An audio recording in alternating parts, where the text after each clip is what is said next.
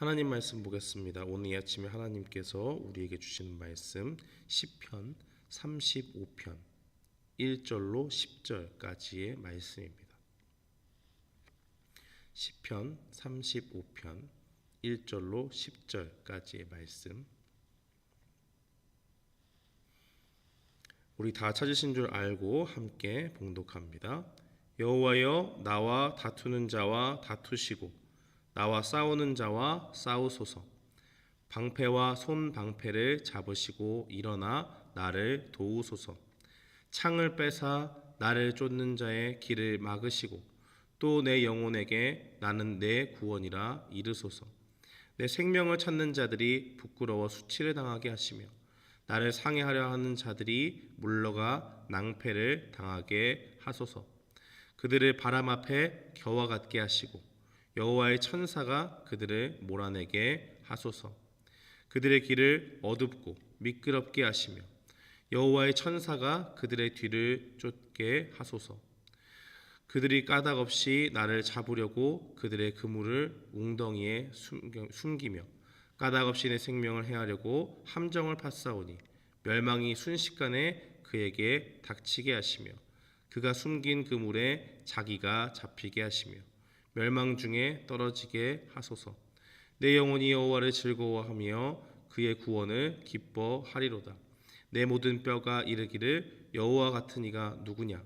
그는 가난한 자를 그보다 강한 자에게 건지시고 가난하고 궁핍한 자를 노략하는 자에게서 건지시는 이라 하리로다. 아멘. 저는 본문 말씀 시편 35편 1절로 10절 말씀을 통해서 공의를 간구함이라는 제목으로 주의 말씀을 선포하겠습니다. 우리는 인생을 살아가면서 수만 가지 어려움들을 경험합니다. 때로는 우리가 어찌할 수 없는 상황 가운데서 나를 구원해 주실 이가 있으면 좋겠다라는 생각이 들 정도로 내가 아무것도 할 수 없는 그런 연약함 가운데 있음을 고백할 때가 있습니다. 사람은 자기의 육체가 매우 연약해질 때나 또 우리가 둘러싸여져 있는 그 환경 가운데 처참하게 실패하거나 그런 모습들을 경험할 때마다 절망의 나락으로 빠지기 쉬운 연약한 존재입니다. 그러나 그렇게 어려움과 위기가 우리 삶에 다가왔을 때 우리는 어떻게 해야지 될까요? 하나님께서는 오늘 이 시편, 다윗의 시편 말씀을 통해서 곤경에 처한 자들, 어려움 가운데 놓인 자들이 하나님 앞에 어떻게 나아가야 하는지를 분명히 보여주고 있습니다. 다윗은 연약한 자신과 자신을 괴롭히는 강한 원수 사이에서 하나님께서 이 싸움에 직접 개입해 주시기를, 직접 싸워 주시기를 간구하고 있습니다. 우리의 인생 가운데 어려움이 많듯이 다윗 역시 그 인생 가운데 우여곡절이 많았습니다. 그런데 그러한 인생의 역경들, 수많은 고비고비를 넘기면서 다윗이 깨달은 것이 무엇이었을까요? 어려움 중에 제일 먼저 달려가야 하는 곳이 하나님의 품에 달려가는 것이다 하는 것을 깨달은 것입니다. 다윗은 이 위기 상황 가운데 주저없이 1절에서 하나님이 자신의 대적과 싸워주시기를 간구하고 있습니다. 하나님이 내가 싸우는 그 현장 가운데서 내가 칼을 휘두르고 방패를 들고 위기 상황들을 막아내고 적들과 분투하면서 생명을 걸고 그렇게 싸우고 있을 때 하나님이 뒷짐지고 계시는 분이 아니라는 것을 보여주고 있습니다. 하나님께서 거기 뒤편에서 안전한 곳에서 나에게 승리를 주시기 위해서 전략을 짜고 이러한 것들을 하는 것이 아니라 지금 다윗이 이야기하는 것은 내가 막 싸우고 있을 때 내 옆에 오셔서 직접 방패와 손방패를 가지고 전신을 다 가리는 방패와 백병전을 할 때 사용하는 이 작은 방패를 들고 나와 함께 싸워주시기를 바라고 있는 것입니다. 한마디로 이 전쟁이 처음 시작할 때부터 그때는 전열이 가다듬어져 있으니까 앞에 전선을 유지하기 위해서 큰 방패를 사용하겠지요. 그런데 그 전선이 깨지고 서로 적군과 적군들이 맞서 싸우는 그 현장에서 방패를 들고 칼을 휘두르고 하는 그러한 순간까지도 하나님께서 개입해 주시고 이 싸움에 참여해 주시기를 간구하는 것입니다. 다윗은 자신이 이길 수 없는 그러한 위기 상황들, 그 적들이 자기를 둘러쌀 때 자신의 연약함 가운데서 가장 확실한 승리는 자신의 머리에 있다고 생각하지 않았습니다. 자기의 전략적인 능력, 자기의 전투를 수행하는 그런 강인한 육체, 자기 밑에 있는 수많은 잘 훈련된 군사들에게 있지 않았다고 믿었습니다. 대신 그가 진정으로 믿었던 것은 가장 확실한 승리가 하나님께 피할 때 하나님께서 주시는 것, 그것을 바라보고 나아갔다는 것입니다. 하나님께서는 주께 피하는 자들에게 어떠한 분이십니까? 친히 요새가 되어주시고 피난처가 되어주시는 분이었다는 것을 다윗이 확신하는 것입니다. 하나님께서 친히 이 전쟁터에 나와서 자신과 함께 싸워주시면, 하나님이 이 싸움에 개입하시면 어떤 일들이 벌어질까요? 5절 말씀해 보니까 그들은 바람 앞에 겨와 같게 하신다라는 표현이 있습니다. 그들은 이 대적들을 이야기하는 것이죠. 다윗을 둘러싸고 무고하게 다윗을 괴롭히는 그 악한 사람들은 바람에 날리는 먼지처럼 사라져 버릴 것이라고 이야기합니다.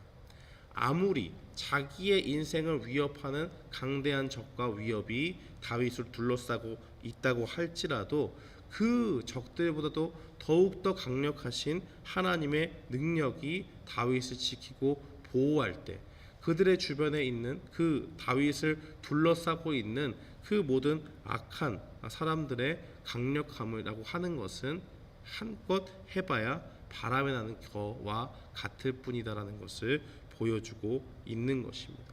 힘에서 강력하게 우위를 점하는 하나님의 능력이 나타나 있는 것이죠.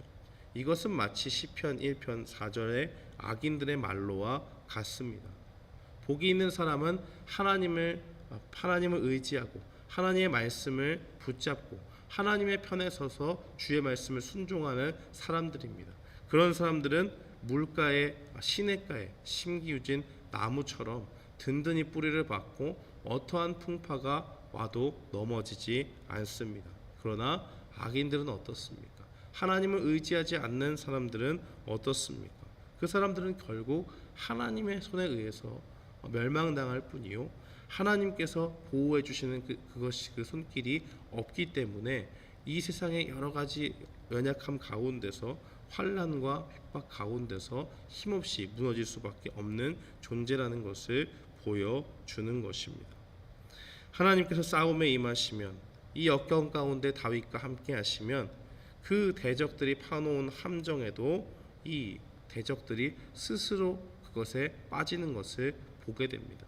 왜 그럴까요? 하나님께서 그들의 눈을 어둡게 하시고 그들이 낸 지혜 가운데 자신들이 빠지게 되는, 지혜를 어리석음으로 바꾸시는 하나님의 능력이 드러나 있는 것입니다. 이 모든 일들은 어떤 때에 일어나는 것입니까? 바로 다윗이 하나님을 의지하고 하나님께서 그 인생의 어려움들 가운데 다윗의 위기의 순간에 하나님이 개입하실 때 일어나는 일들입니다. 사랑하는 성도 여러분, 우리의 인생의 위기가 찾아올 때 가장 지혜로운 방법은 오늘 말씀처럼 하나님께서 나의 위기에 개입해 주시기를 간구하며 나아가는 것입니다. 다윗은 능력이 없어서 전쟁을 못하는 사람이 아닙니다.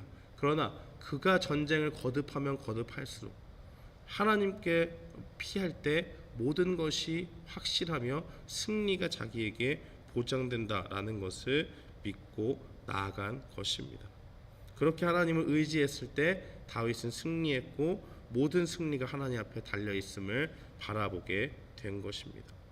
24절 말씀에 보면 무고하게 나를 괴롭히는 원수들과 나 사이에서 하나님이 재판장이 되어 주셔서 나의 원수들을 벌하시고 나를 위기에서 건져 달라고 구하는 내용이 담겨져 있습니다. 이것은 하나님께서 온 세상을 주관하시는 만물의 주관자이심을 분명히 밝히는 것이고, 악인들과 자기를 무고하게 괴롭히는 악인들과 자신 사이에서 하나님이 재판을 하시면 자신은 하나님 앞에 의로운 사람으로 드러날 것이요 그들은 죄 가운데서 멸망당할 것임을 바라보고 주님께 호소하고 있는 것을 보여주는 것입니다. 이렇게 주님을 의지할 때 우리는 어떤 결과를 얻게 됩니까? 10절 말씀에 증거하기를 내 모든 뼈가 이르기를, 여기서 뼈라는 것은 전심을 다해서 말하는 것입니다.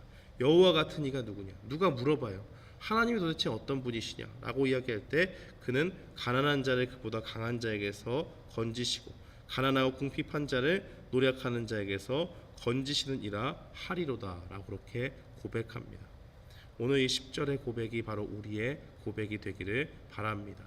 주님께 의지하고 하나님께서 나의 인생의 위기 가운데서 직접 찾아오셔서 이 싸움을 싸워주시기를 간구하며 나아갈 때에 하나님께서 우리를 건지시는 분이라 라는 고백 가운데 주님 앞에 나아가는 우리 모두가 되기를 주님의 이름으로 축원합니다. 아멘. 우리 시간에 함께 기도하겠습니다.